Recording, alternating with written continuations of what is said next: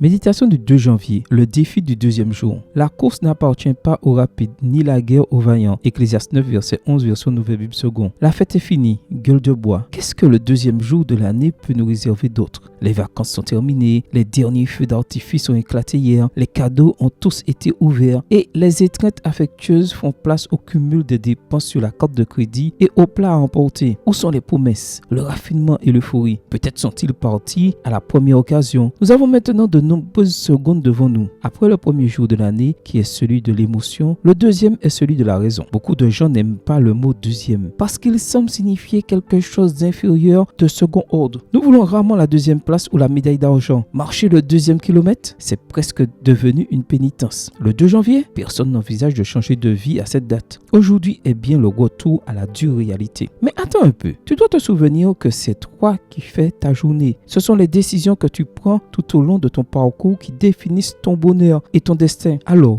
vis chaque seconde avec sagesse. Reste ferme dans tes projets pour 2026. Tu es responsable de ton avenir. Et n'oublie pas que ce sont les choix et non les conditions qui déterminent ton destin. Mais il faut aussi dire que la deuxième place n'est pas toujours si mauvaise. Parfois, les médailles d'argent ont le goût d'une victoire et les plats de la veille ont encore meilleur goût. Tout dépend de la façon dont on voit les choses. Peut-être te sens-tu frustré d'être toujours le remplaçant, d'être deuxième sur le podium dans la vie. Tu n'es pas le premier de ta classe, le plus intéressant. Et ce n'est pas toi qu'on appelle en premier pour former les équipes.